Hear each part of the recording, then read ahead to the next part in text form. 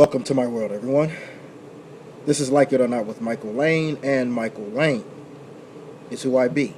Catch me every Monday through Saturday on Smack Tongue Radio, smacktongue.com, and also Blog Talk Radio every Monday night. The information is right down there.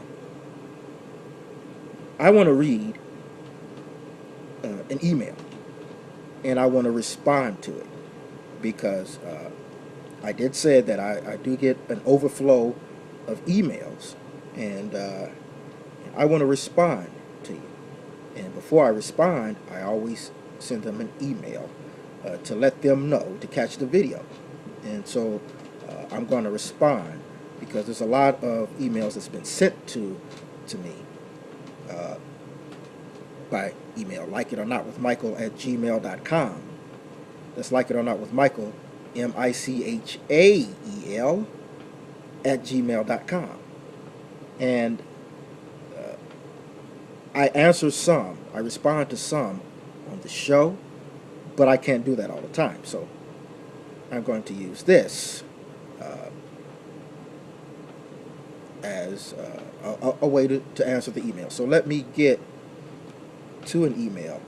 They did not give the exact location of where they're from, but he calls himself Cheater Peter. And Cheater Peter sent me an email, and I'm going to read it parts of it, and respond. Michael, I believe that you are a hypocrite. You claim not to be a Christian, but yet you defend Christians time and time again. You preach the word time and time again. You're a liar and a phony. You are a holy roller. Why don't you just tell the truth for once and admit that you are a crazy, far-right religious person? I do like your show, and I do love the music that you play, and I will continue to listen. But I will not listen to your shows when you get on your pulpit and bully people. Well, thank you, Cheater Peter. I'm glad that, and I hope you continue to listen to every one of the episodes, and it's okay. I will definitely hear your side and other people, whether you agree with me or not. I respect that, but I will respond to your response, and that's what I do on my show a lot of times, and now I'm going to start doing this much more here by way of video posts or video diaries. Now, let me tell you something. I've never ever been accused of lying that I'm a Christian. That's just the weirdest thing. But no, I'm not. In my younger days, I had a lot of things that went on in my life. Had hard luck, hard times happened to me. I dealt with drugs. I had a drug problem, and I was suicidal, and I had a lot of bad things going my way. I mean, absolutely unfair stuff. You know what I mean? And so what I bring to you is me, a variety. I'm not lying. I have no reason to lie.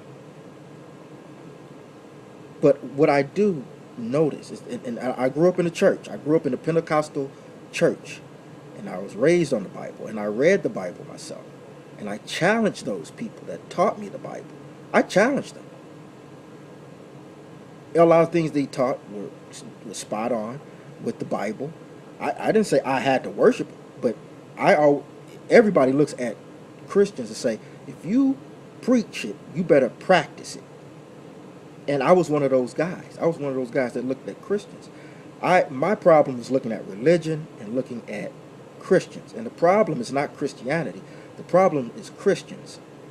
And the problem is not people who worship Christ is those who worship religion, because religion and Christianity are two different things. Christianity or Christians are the ones who serve Christ, and if you serve Christ, you follow the Bible. You don't follow religion, because religion is touched by flesh, and flesh is man-made. So I used to get that confused, and I would say, well, Christians ain't nothing because it's all about religion, and it's not about religion. It's about relationship, and it's about a personal relationship. I think there's a lot of things that fell along the way. I think that the growth of religion actually hurt man's path to a relationship with Jesus. That's just me. Now, I will say this, and I'll be proud to say this. I've always thought this. People don't believe in the Constitution. A lot of them don't. I believe because I know this one thing, if this was happening to Muslim people,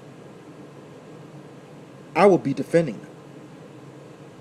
If the media was coming down and they were being dissed and ridiculed and everything, and everyone is gunning at them for no apparent reason, because they are just standing for what they believe, then I will stand with them. I'm not talking about these radicals. I'm not talking about radicals because they're not following because I read the Quran myself. Alright? So I'm saying that everybody has the right to believe in what they believe, as long as it's not hurting anybody. And when the Christians stand up and they say what they believe in, that's not hurting anybody. That's expressing their beliefs.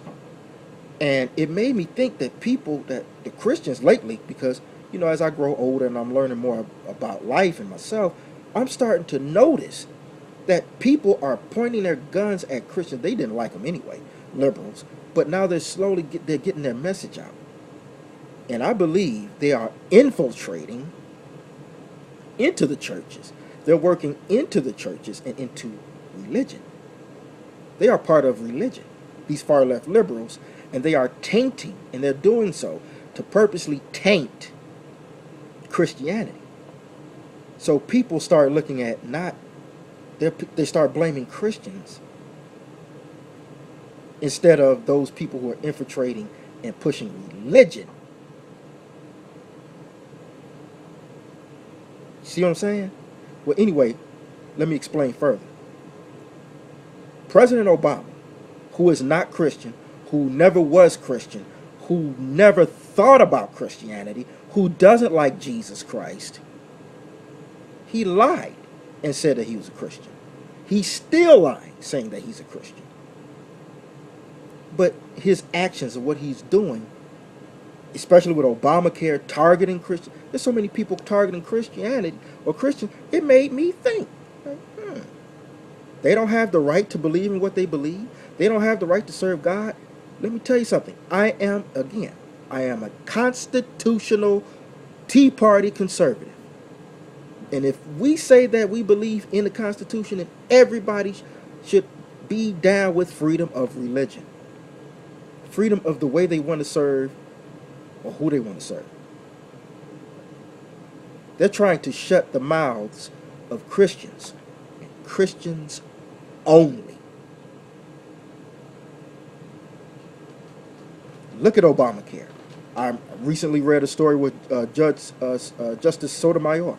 Sonia Sotomayor put a stop or a temporary stay on the exemption of Christians being forced to give birth control.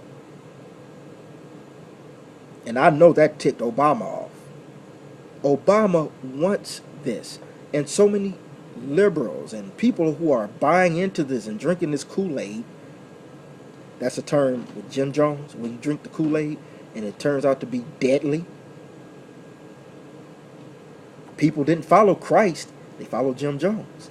And Jim Jones was a religion. See what I'm saying? But anyway, I don't fake the funk. I'm not Obama. I'm not going to squeeze up in here. And I know if I develop and win, it's not a matter of if, it's when. I develop a closer, when I start to understand myself and more understand why I had to go what I went through and maybe I do need counseling, but that will help me propel me to become a Christian, which is really a personal relationship with Christ, the Son, and God the Father, Jehovah. When I do have that, I'm not going to be quiet on it. You're going to know about it. I don't fake the funk. I've never been, I've been called a lot of things and accused of a lot of things, but I've never been accused of lying, saying, you're lying, you are a Christian. Wow. That's something brand new. So I had to really read that.